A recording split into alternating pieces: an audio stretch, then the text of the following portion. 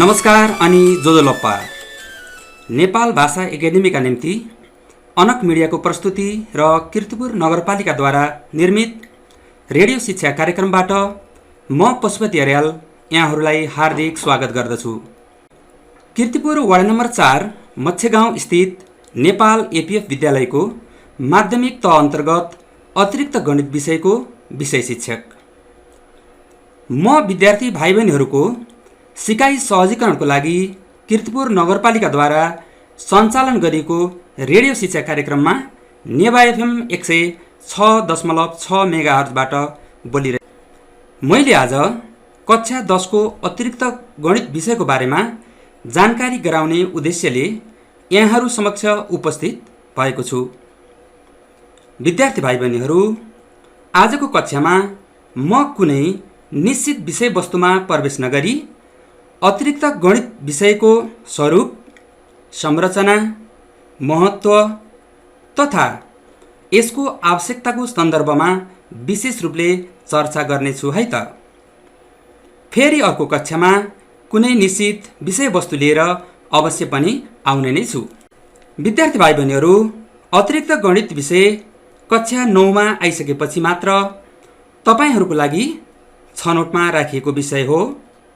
यसको निरन्तरता कक्षा 10 मा पनि दिएको तपाईहरूलाई जानकारी नै छ। विद्यार्थी भाइ बहिनीहरूलाई सर्वप्रथम त म यो विषय किन अध्ययन गर्नुपर्दछ र यो कस्तो खालको विषय हो भन्ने बारेमा जानकारी गराउन चाहन्छु। विद्यार्थी भाइ बहिनीहरू, अनिवार्य गणित र अतिरिक्त गणितको बीचमा के फरक छ त? अतिरिक्त गणित विषय पढ्नाले के फाइदा हुन्छ? यो विषय सबैले पढ्न सक्छन् कि सक्दैनन् त? कस्तो विद्यार्थीले अतिरिक्त गणित विषय पढ्दा राम्रो हुन्छ र कस्तो विद्यार्थीले यो विषय नपढ्दा पनि हुन्छ भन्ने बारेमा सर्वप्रथम चर्चा गर्दा नै विद्यार्थी भाइ बहिनीहरूलाई सहज हुन्छ कि जस्तो मैले ठानेको। विद्यार्थी भाइ बहिनीहरू, सर्वप्रथम गणितलाई दुई भागमा विभाजन गरेर हेर्न सकिन्छ।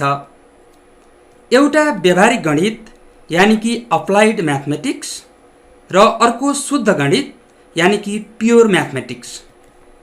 विद्यार्थी भाइ बहिनीहरू, तपाईहरूले पढ्दै आउनुभएको अनिवार्य गणित एउटा व्यावहारिक गणित अप्लाइड म्याथमेटिक्स हो भने अतिरिक्त गणितलाई शुद्ध गणित प्योर म्याथमेटिक्सको एउटा अंशको रूपमा लिन सकिन्छ।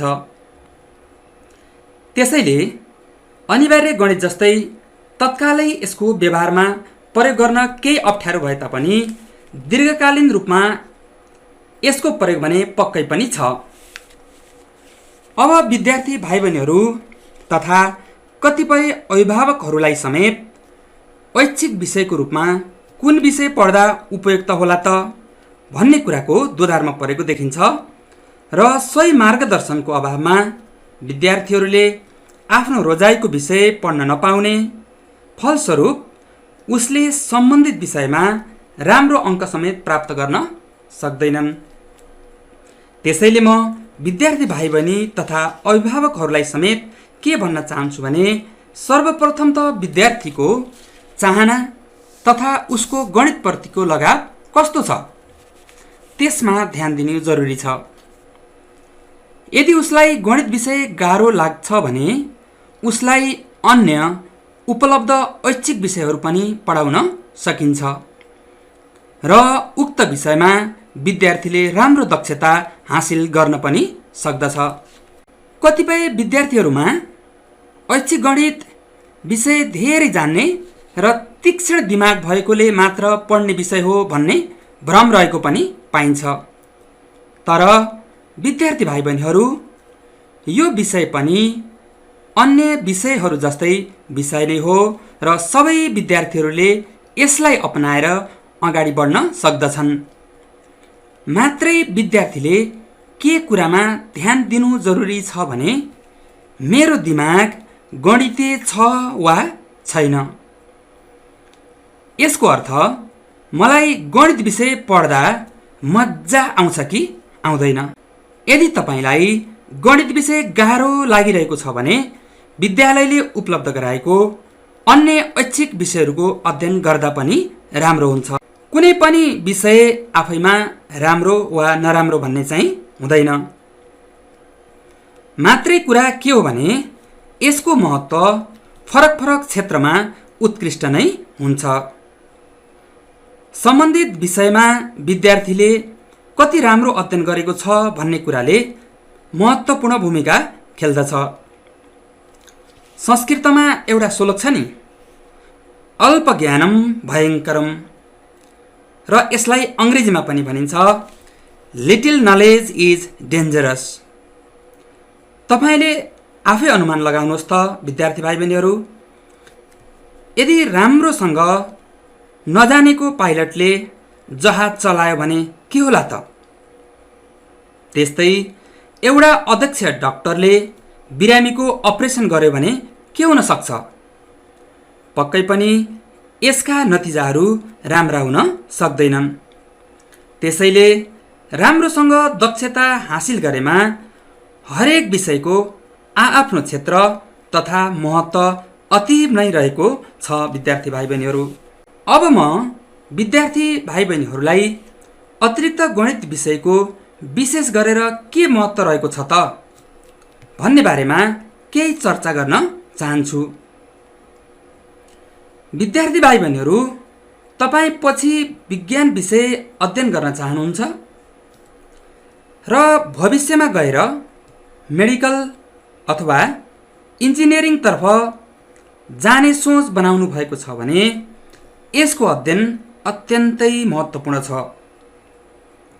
कक्षा 11मा तपाईँ यदि विज्ञान विषयसँग सम्बन्धित विषयको अध्ययन गर्न चाहनुहुन्छ भने गणित विषय पनि सँगसँगै जोडिएर अध्ययन गर्नुपर्ने हुन्छ।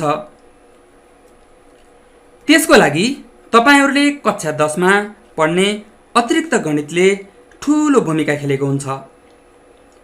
कक्षा 11को गणितका अधिकांश कन्टेन्टहरूसँग मेल खाने कन्टेन्टहरू यसमा समावेश गरेको हुनाले कक्षा 10को अतिरिक्त गणितले कक्षा 11को गणितसँग प्रत्यक्ष सम्बन्ध राख्दछ विद्यार्थी भाइ बहिनीहरू। अर्कोतर्फ तपाईहरूको एसइई सम्मको पढाइको यात्रा सम्पन्न भएपछि कक्षा 11मा भर्नाको लागि अधिकांश विद्यालयहरूले इन्ट्रान्स इक्जाम सञ्चालन गर्ने र त्यो इन्ट्रान्स इक्जाममा गणितलाई पनि मुख्य विषयको रूपमा प्राथमिकता दिएको हुनाले उक्त परीक्षामा राम्रो अङ्क प्राप्त गरी आफूले रोजेको वा ख्याति कमाएका विद्यालय वा कलेजहरूमा भर्ना हुनको लागि पनि यसले ठूलो सहयोग गर्दछ।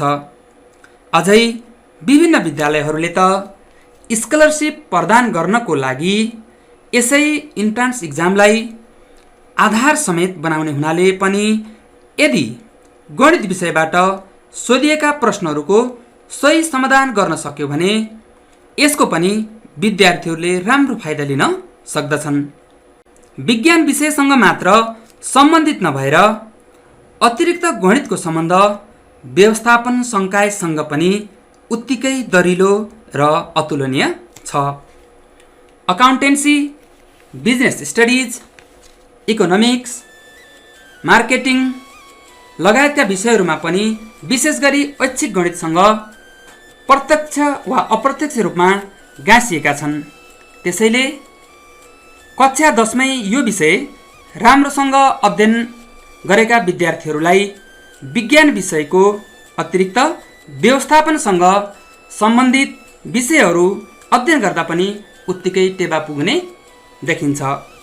विद्यार्थी भाइ बहिनीहरू, अब म यति धेरै महत्त्व बोकेको कक्षा 10को ऐच्छिक गणितको बारेमै केन्द्रित भएर छलफल गर्न चाहन्छु।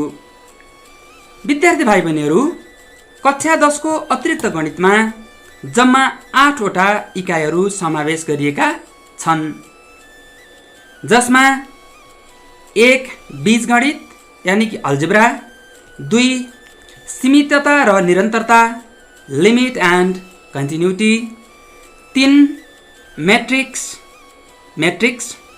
4 निर्देशाङ्क ज्यामिति, कोअर्डिनेट ज्योमेट्री, 5 त्रिकोणमिति यानि कि ट्रिग्नोमेट्री, 6 भेक्टर यानि कि भेक्टर, 7 स्थानान्तरण यानि कि ट्रान्सफर्मेसन र 8 तथ्याङ्कशास्त्र यानि कि स्ट्याटिस्टिक्स। विद्यार्थी भाइ बहिनीहरू, अब उपयुक्त विषयवस्तुहरूमा कस्ता प्रकृतिका अवधारणाहरू समावेश गरिएका छन् त, वा कस्ता सब टपिक्सहरूको धारणा विकास गर्न खोजिएको छ त भन्ने बारेमा पनि छलफल गरौँ है त। म विद्यार्थी भाइ बहिनीहरूलाई यसको अलावा इक्जाम पोइन्ट अफ भ्यूबाट पनि कसरी प्रश्नहरू समावेश गरिन्छ त भन्ने बारेमा पनि जानकारी गराउन चाहन्छु।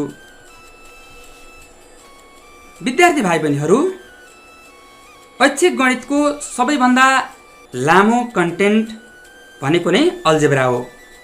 यो कन्टेन्टबाट मार्क्सको हिसाबले सबैभन्दा धेरै प्रश्नहरू समावेश गरिएको छ। Function, polynomial, sequence and series र क्वाड्रेटिक इक्वेसन एन्ड ग्राफ गरी 4वटा टपिकहरू यसमा समावेश गरिएको छ। अल्जेब्रा सेक्सनबाट जम्मा 8वटा प्रश्नहरू समावेश गरिएकोमा 1 मार्क्सको 2वटा प्रश्न, 2 मार्क्सको 3वटा प्रश्न, 4 मार्क्सको 2वटा प्रश्न र 5 मार्क्सको एउटा प्रश्न गरी जम्मा मार्क्सको हिसाबले 21 मार्क्सको प्रश्न सोधिनेछ। प्राविधिक मित्रबाट सङ्केत प्राप्त भए बमोजिम म अब छोटो व्यावसायिक विश्रामका लागि अनुमति चाहन्छु। विश्रामपछि बाँकी कुराहरू लिएर उपस्थित हुने नै छु।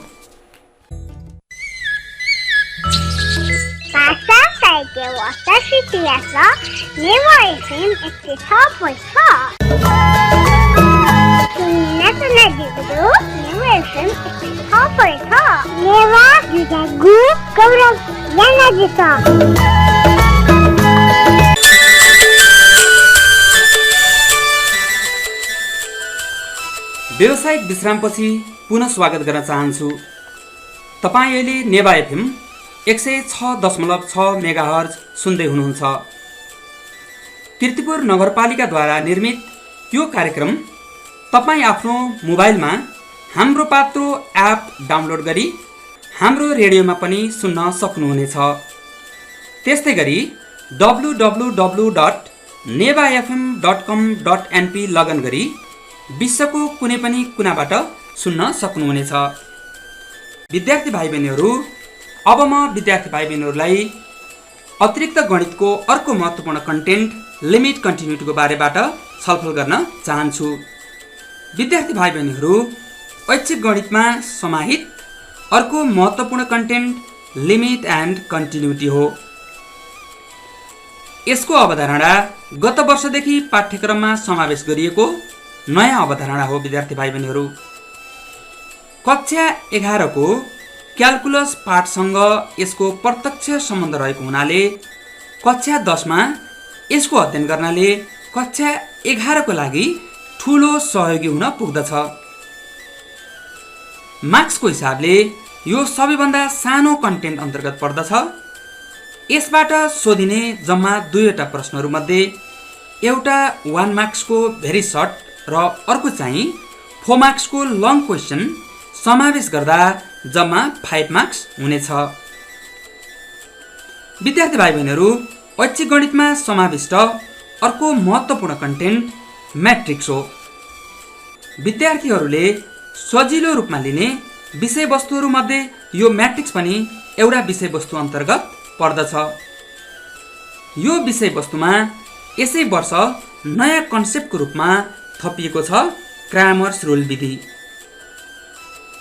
क्रामर्स रुल विधि इक्वेसनहरूलाई सल्भ गर्ने सुन्दर विधि हो। विद्यार्थी भाइ बहिनीहरू, अध्ययनका विभिन्न क्षेत्रमा अत्यन्तै उपयोगी हुने भएको हुनाले यो अध्ययन गर्ने विद्यार्थीहरूलाई विज्ञान, व्यवस्थापन लगायत अन्य संकायमा समेत फलदायी हुने कुरामा कुनै दुईमत हुन सक्दैन।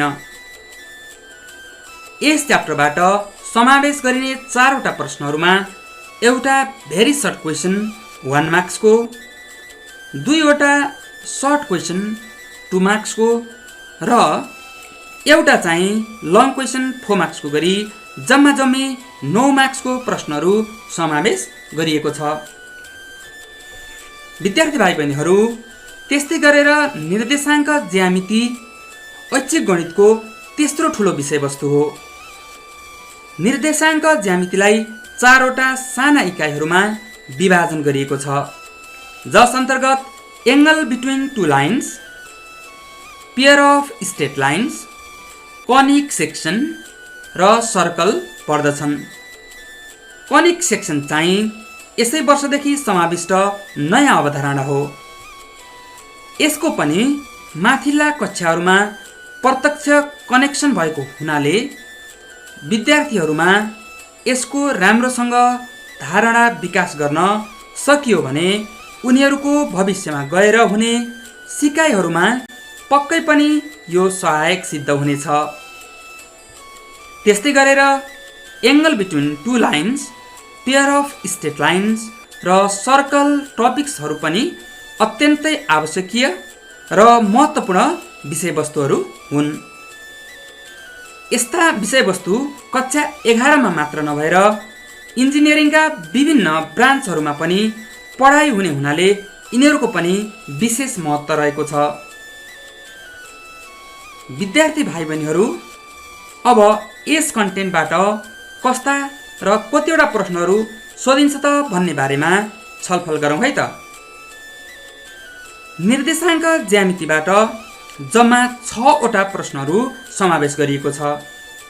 विद्यार्थी भाइ बहिनीहरू, 2वटा 1 मार्क्स क्वेसन, 2वटा 2 मार्क्स क्वेसन, 1वटा 4 मार्क्स क्वेसन र 1वटा 5 मार्क्स क्वेसन गरी जम्मा 15 मार्क्सको क्वेसनहरू यस च्याप्टरबाट समावेश गरिएको छ।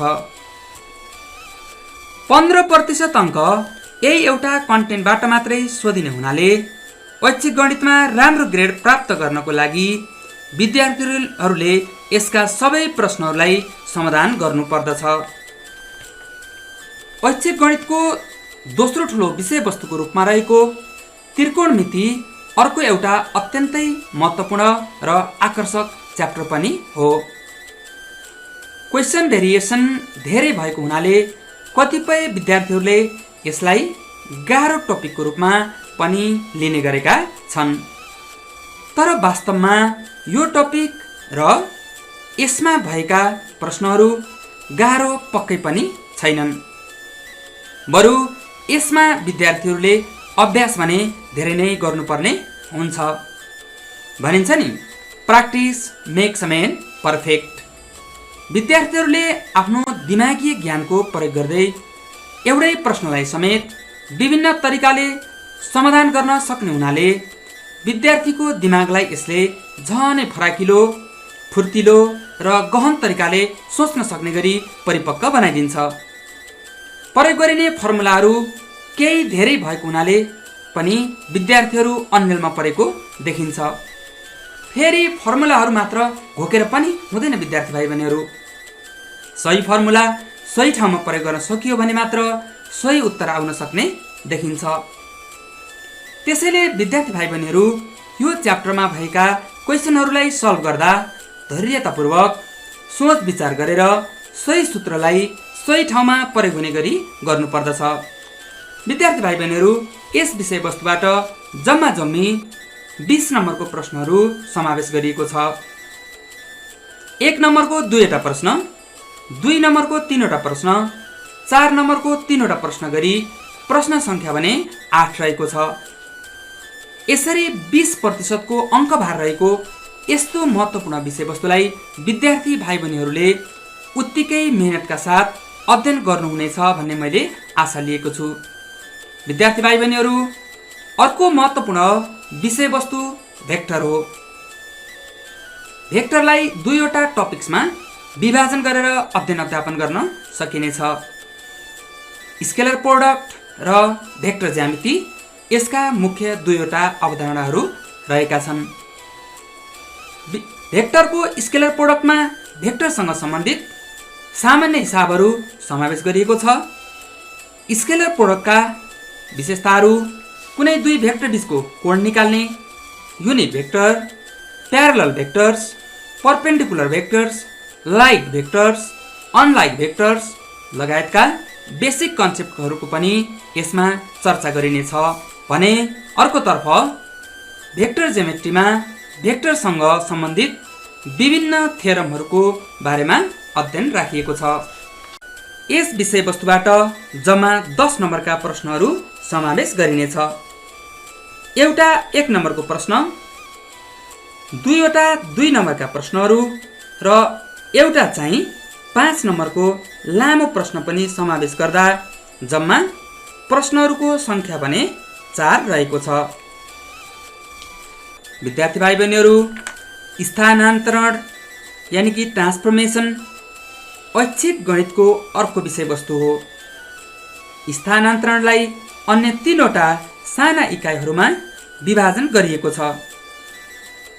1 combination of transformation, 2 inversion transformation र 3 ट्रान्सफर्मेसन युजिङ म्याट्रिक्सेस। यस अन्तर्गतका साना इकाइहरू हुन्। ट्रान्सफर्मेसनका मुख्य 4वटा प्रकारहरूलाई एक आपसमा मिक्स गर्दै सोधिने प्रश्नहरू यस कम्बिनेसन अफ ट्रान्सफर्मेसनमा पर्दछन्। इन्भर्सन ट्रान्सफर्मेसन भने विद्यार्थीहरूलाई गत वर्षदेखि समावेश गरिएको नयाँ अवधारणा हो। सर्कललाई आधार बनाएर गरिने ट्रान्सफर्मेसन यस अन्तर्गत पर्दछ भने म्याट्रिक्सको सहयोगद्वारा गरिने ट्रान्सफर्मेसनलाई म्याट्रिक्स ट्रान्सफर्मेसन भनिन्छ। विद्यार्थी भाइ बहिनीहरू, अब यो विषयवस्तुबाट सोधिने प्रश्नहरूको बारेमा जानकारी गराउँछु है त। यसबाट जम्मा 10 नम्बरको प्रश्नहरू समावेश गरिनेछ। एउटा 1 नम्बर खाले छोटो प्रश्न, एउटा 4 नम्बरको लामो प्रश्न र अर्को पनि लामो 5 नम्बरको प्रश्न समावेश गरिनेछ। 5 नम्बरको प्रश्नमा चाहिँ ग्राफको पनि प्रयोग हुनेछ। विद्यार्थी भाइ बहिनीहरू, ग्राफ प्रयोग हुने प्रश्नमा ग्राफको सही प्रयोग हुन सकेन भने विद्यार्थीले यसबाट पाउने 100% अङ्क प्राप्त नगर्न पनि सक्दछन्। त्यसैले विद्यार्थी भाइ बहिनीहरूलाई म कसरी ग्राफको सही प्रयोग गर्ने भन्ने बारेमा पनि जानकारी गराउँछु है त। सर्वप्रथम त विद्यार्थी भाइ बहिनीहरू, ग्राफमा जहिले पनि पेन्सिलको प्रयोग गर्नु पर्दछ। पेन्सिलले एक्स एक्सिस र वाइ एक्सिस प्रष्ट देखिने गरी जनाउनु पर्दछ। नापो अर्थात् स्केल पनि जनाउनु पर्ने हुन्छ। ग्राफ पेपरमा पनि आफ्नो सिम्बल नम्बर वा रोल नम्बर तथा प्रश्न नम्बर समेत स्पष्ट बुझिने गरी लेख्नु पर्दछ। विद्यार्थी भाइ बहिनीहरू, तथ्याङ्कशास्त्र ऐच्छिक गणितको अन्तिम विषयवस्तु हो। धेरै विद्यार्थी भाइ बहिनीहरूले सजिलो मान्ने यो टपिकबाट जम्मा 3वटा प्रश्नहरू समावेश गरिनेछ। सजिलो मान्ने टपिक भए तापनि विभिन्न अङ्कहरूको क्याल्कुलेसन हुने हुनाले विद्यार्थीले यदि प्रश्नहरू सल्भ गर्दा ध्यान दिएर गरेन, क्याल्कुलेटरको सही प्रयोग गर्न सकेन भने गलत उत्तर आउने सम्भावना पनि यसमा उत्तिकै दरिलो छ। त्यही भएर विद्यार्थी भाइ बहिनीहरूलाई यसमा प्रयोग गरिने क्याल्कुलेटरको प्रयोग गर्दा ध्यान पुर्याएर प्रयोग गर्नुहुन म अनुरोध गर्दछु। अब उक्त 3वटा प्रश्नहरूमध्ये विद्यार्थी भाइ बहिनीहरू, एउटा प्रश्न 2 नम्बरको र बाँकी 2वटा प्रश्न चाहिँ 4-4 नम्बरको हिसाबले जम्मा 10 नम्बरका प्रश्नहरू यसबाट सोधिनेछन्। यस प्रकार विद्यार्थी भाइ बहिनीहरूलाई मैले समग्र रूपमा अतिरिक्त गणितको बारेमा जानकारी गराएँ। अब विद्यार्थी भाइ बहिनीहरू, जीवनलाई गणितको माध्यमबाट पनि बुझौँ है त। जीवन गणित हो। दुःखलाई भाग गरौँ, साथीलाई जोड गरौँ, खुसीलाई गुणन गरौँ, तर शत्रुलाई भने घटाउँ गरौँ भन्दै आजको कक्षाबाट बिदा हुनु अगाडि प्राविधिक मित्रबाट समय सकिएको जानकारी प्राप्त भएकोले म आजको पाठ यही अन्त्य गर्ने अनुमति चाहन्छु। आजको यस कार्यक्रममा प्रविधिमा रहेर सहयोग गर्नुहुने प्राविधिक मित्र सराहना महर्जनलाई धन्यवाद दिँदै आगामी हप्ता यही समयमा पुनः भेट्ने बाचाका साथ आजलाई म पशुपति अर्याल ओजेल पर्न चाहन्छु। छिनछिनमा साबुन पानीले हात धुँदै रहनुहोला। घरमै बसौँ, आफू पनि बचौँ, अरूलाई पनि बचाउँ। यहाँहरूको दिन शुभ रहोस्। नमस्कार। जोजोलप्पा।